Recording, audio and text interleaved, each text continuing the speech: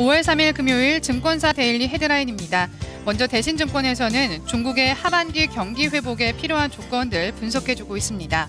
다음 대우증권은 다시 돌아가는 ECB 정책의 수레바퀴라고 헤드라인을 달고 있고요. 삼성증권은 중앙은행의 공조체제가 재가동됐다고 설명했습니다. 신한금융투자는 미국의 양적 완화 조기 종료 가능성을 점검해주고 있습니다. 다음 우리투자증권은 ECB의 정책 변화에 거는 기대 설명하고 있고요.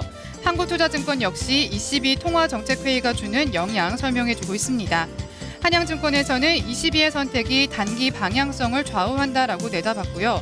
현대증권은 매크로와 중소형주 실적 우려로 증시의 방향성 부재가 연장될 것으로 전망하고 있습니다.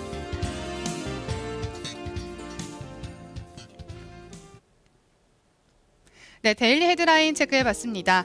오늘 증권사들은 이 유럽중앙은행의 금리 인하 결정이 미치는 영향들 좀 분석해주고 있는데요. 어떻게 전망하고 있는지 내용 살펴보겠습니다. 먼저 대우증권의 리포트입니다. 다시 돌아가는 정책의 수레바퀴라고 제목을 붙였는데요. 어제 드디어 이 유럽중앙은행 ECB가 금리 인하를 단행했습니다. 이에 대한 내용 살펴보도록 하겠습니다. ECB는 5월 통화정책회의에서 기준금리를 0.75%에서 0.5%로 인하했습니다. 4월 유로존 소비자 물가지수가 전년 대비 1.2%로 예상치를 하회했고요. 그리고 3월 실업률은 12.1%로 사상 최고치를 경신했습니다. 하지만 경기 부담이 큰 것에 비해서 물가는 좀 낮은 수준이었는데요. 이 점이 금리 인하를 위한 좀 결정적인 변수로 작용을 했습니다. 이에 따라서 국내에서도 금리 인하에 대한 압력이 더욱 상승할 것으로 예상하고 있는데요. 현재 국내 시장 금리는 기준금리 인하에 대한 기대감이 반영된 수준까지 좀 낮아져 있는 상황입니다. 하지만 한국은행의 보수성이 쉽게 변하기는 어려울 것으로 보이기 때문에 추가 금리 하락을 기대하는 점에는 조금 신중할 필요가 있다고 판단했습니다.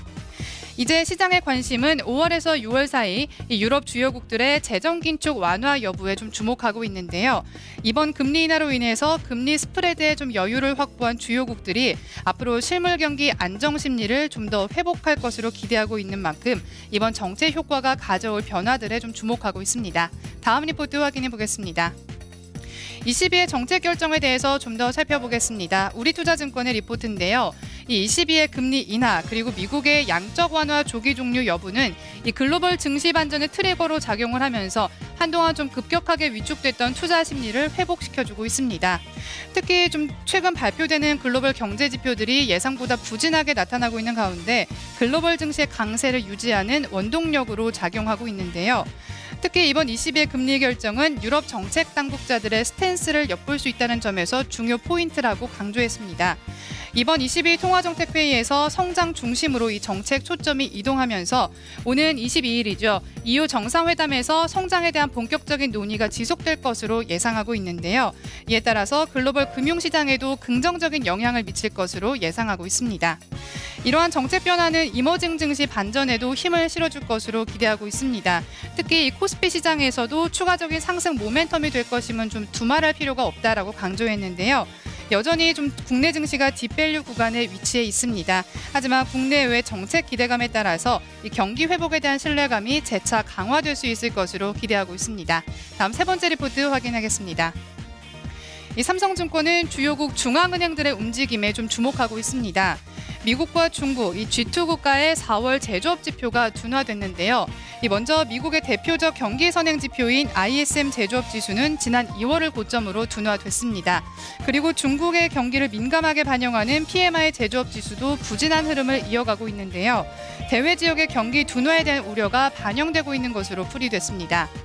2분기 중 글로벌 경기의 둔화 국면이 좀 다소 지속될 가능성이 있다고 짚어주고 있는데요. 대외 여건상 미국과 중국의 경기가 단기간에 반등할 가능성은 그리 높지 않은 것으로 판단하고 있습니다.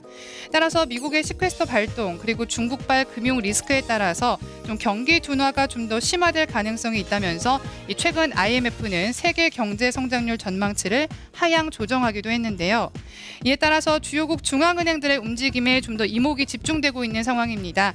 미국 FOMC의 양적 완화 결정, 그리고 ECB의 금리 인하 결정 등에 따라서 그동안 재정 건전화에 무게를 뒀던 정책이 일정 부분에서는 좀 부양 기조로 이전되고 있다는 점 시사하고 있는데요. 앞으로 중앙은행의 정책 공조 재가동에 의해서 이 유동성 확장이 나타난다면 국내 증시에도 우호적인 환경을 계속해서 조성해 줄 것으로 기대하고 있습니다. 여의도 리포트 살펴봤습니다.